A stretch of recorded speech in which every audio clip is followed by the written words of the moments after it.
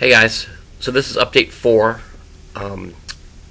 Today was the first day of TEDx workshops, and so we actually got to go around to different sessions and talk to people from TED about what it's like to produce the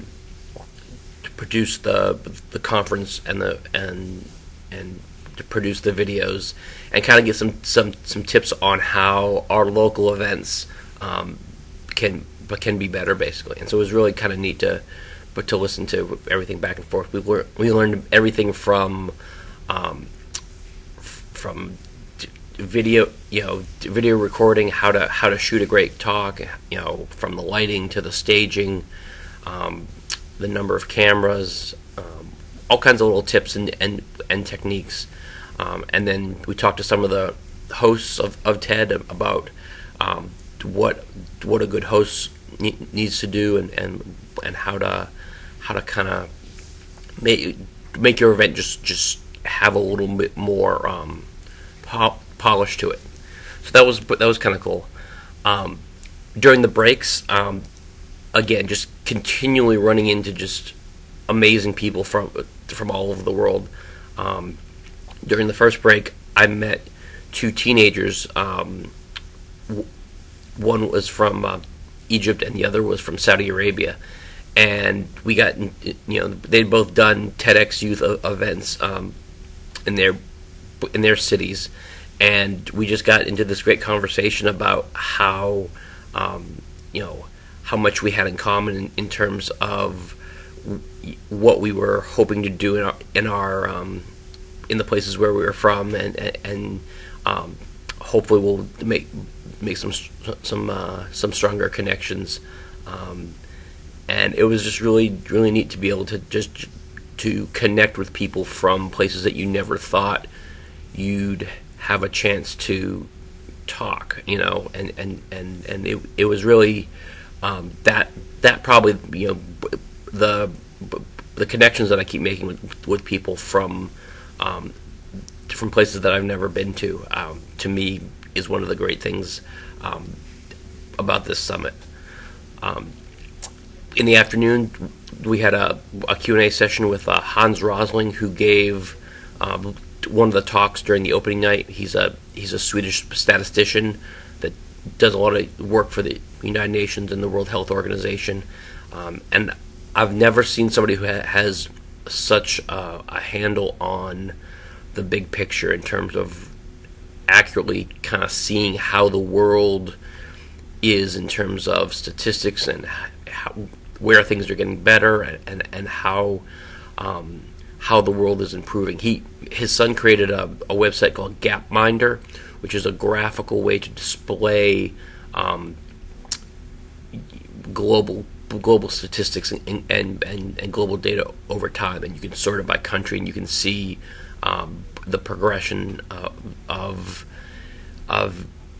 each set of statistics from a whole bunch of different perspectives. So it was really neat to see his kind of perspective, and on a personal level, kind of like ask him some really neat questions.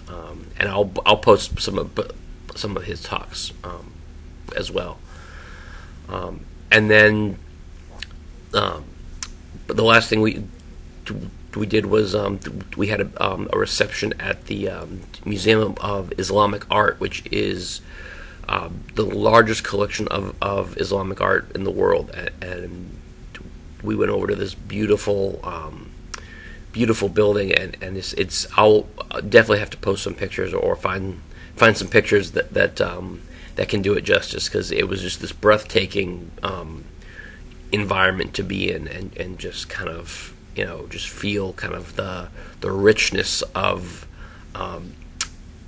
the art, and of the people that have created it. And so that's pretty much it for day 4.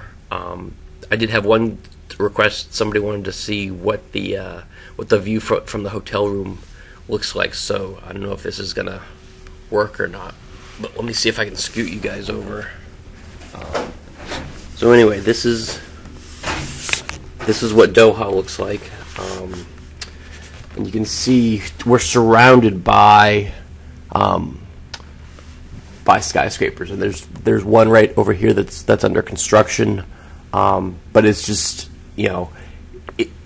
it's huge for a city that's probably the size of maybe a little bit bigger than Richmond in terms of population. I think they're just under 2 million people in the whole city or in the whole country, basically. And out of that, I think there's only like a couple 100,000 Qataris that are actually actually native, born here. But so you have this huge city, which with such a small population, and so that's kind of it kind of makes for this kind of surreal cityscape, because you have this huge city, but it doesn't feel crowded, obviously. So that's kind of where we are. Tomorrow I'll post about Desert Day.